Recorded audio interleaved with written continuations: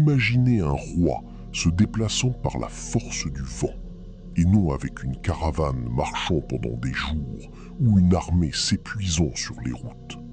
Ce pouvoir extraordinaire, un seul homme l'a possédé.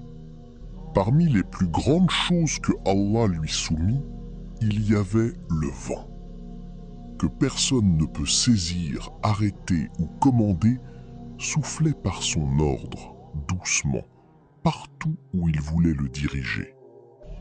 Le Coran mentionne que son parcours du matin durait un mois et son parcours du soir un mois. C'est-à-dire qu'il parcourait de très longues distances en un temps record. Un élément de la nature devint soumis par l'ordre d'Allah pour servir un prophète. Allah lui soumit également les djinns. Les djinns fabriquaient pour lui ce qu'il voulait. Des sanctuaires, des statues, des plateaux grands comme des bassins et des marmites bien ancrées. C'est-à-dire des projets colossaux, de la construction, de l'artisanat, de la plongée sous-marine. Des travaux dont les humains ordinaires sont incapables. Celui des djinns qui désobéissait ou s'écartait de l'ordre subissait le châtiment d'Allah. La scène globale ne représentait donc pas seulement une force personnelle pour Sulayman, mais tout un système mis à son service par l'ordre de son Seigneur. Imaginez un roi disposant d'armées d'hommes, de djinns et d'oiseaux, et qui remarque pourtant l'absence d'un tout petit oiseau. Parmi les miracles étonnants, il y a aussi le fait que Allah lui enseigna le langage des oiseaux. Pour nous, les oiseaux ne sont que des sons et des mouvements, mais Sulayman les comprenait.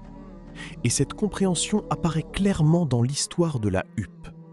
Un jour qu'il passait en revue les oiseaux, il s'aperçut que la huppe était absente.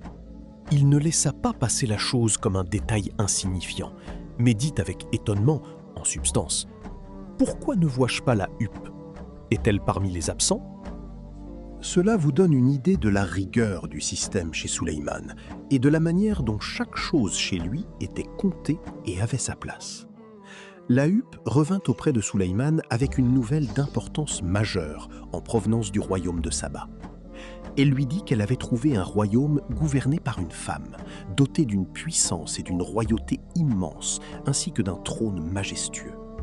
Mais, chose étrange, elle l'avait vu, elle et son peuple, se prosterner devant le soleil, au lieu d'Allah. Ici, on voit comment un petit oiseau, dont personne n'attendait rien, devint la cause de l'ouverture des portes de la foi pour tout un royaume. Sulayman ne prit pas cette nouvelle à la légère. Il envoya sa fameuse lettre. Elle vient de Sulayman, et elle est « Au nom d'Allah, le tout miséricordieux, le très miséricordieux. Ne soyez pas hautains envers moi, et venez à moi soumis. » Puis vint l'histoire du trône de Bilki, la reine de Saba. Sulayman demandait qui lui apporterait son trône avant qu'il ne vienne à lui soumis. Un djinn puissant, un ifrit, dit « Je te l'apporterai avant que tu ne te lèves de ta place. » Mais celui qui avait une connaissance du livre dit « Je te l'apporterai avant que tu n'eusses un clin d'œil. » Et soudain, le trône grandiose se retrouva devant Sulayman.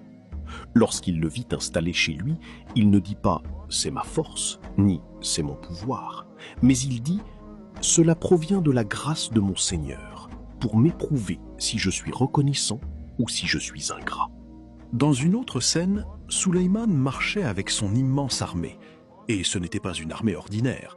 Elle comprenait des hommes, des djinns et des oiseaux, chacun marchant de façon ordonnée. Lorsqu'ils arrivèrent à la vallée des fourmis, une petite fourmi vit l'armée approcher et eut peur pour son peuple. Sulayman marchait avec son immense armée, et ce n'était pas une armée ordinaire. Elle comprenait des hommes, des djinns et des oiseaux, chacun marchant de façon ordonnée. Lorsqu'ils arrivèrent à la vallée des fourmis, une petite fourmi vit l'armée approcher et eut peur pour son peuple. Elle les interpella, disant en substance « Entrez vite dans vos demeures, de peur que Sulayman et ses armées ne vous écrasent sans s'en rendre compte. » Sulayman entendit ces paroles et sourit, amusé par ses propos. Le plus beau dans tout cela c'est que cette situation ne le rendit pas arrogant et ne lui fit pas prendre ce bienfait pour acquis. Immédiatement, son cœur revint vers Allah et il l'invoqua pour qu'il l'aide à être reconnaissant pour les bienfaits qu'il lui avait accordés.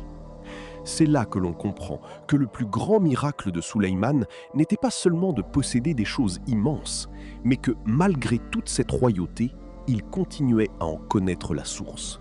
Le vent, les djinns, les oiseaux, le trône et la vallée des fourmis passaient tous devant lui comme des signes.